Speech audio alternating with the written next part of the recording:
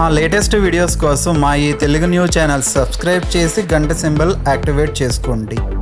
కొంతమంది ఎప్పుడూ రుణబాధలతో ఉంటారు. మరి కొంతమంది జాతకాలలో ఎప్పుడూ రుణం, రోగం, శత్రువులు, బాధలు తప్పవని అనుకుంటూ ఉంటారు. కానీ వీటన్నిటికీ కూడా ఒక చక్కటి పరిష్కారం ఉంది. ఎటువంటి అప్పులు ఉన్నా, ఎటువంటి రోగంతో బాధపడుతూ ఉన్నా, శత్రువుల చేత పీడించబడుతున్న ఈరోజు చెప్పుకోబోయే చక్కని పరిష్కారాన్ని పాటించండి చాలు, అవన్నీ ఒక్క వారంలోనే పోతాయి.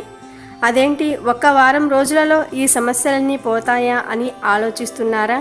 కానీ ఇది నిజం.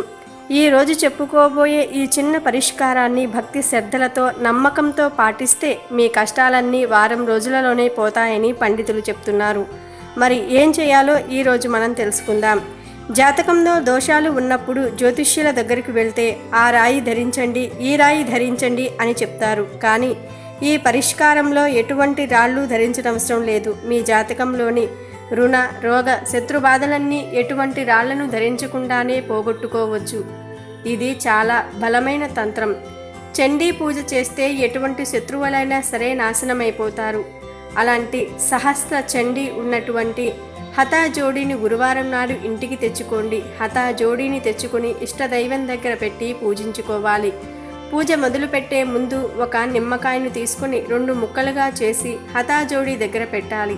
పూజ పూర్తయిన తరువాత ఆ నిమ్మ డొప్పలను తీసి ఆవు నెయ్యి వేసి దీపారాధన చేయండి.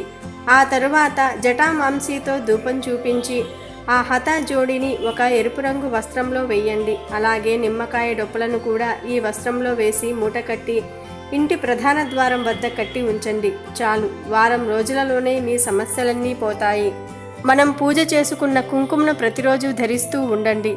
ఈ హతా జోడి మరియు నిమ్మకాయను గురువారం నాడు కట్టి మళ్ళీ వచ్చే గురువారం వరకు గమనించండి. మీ సమస్యలన్నీ పటాపంచలైపోతాయి. కానీ హతా జోడీని మాత్రం ఒరిజినల్ తెచ్చుకోవాలి.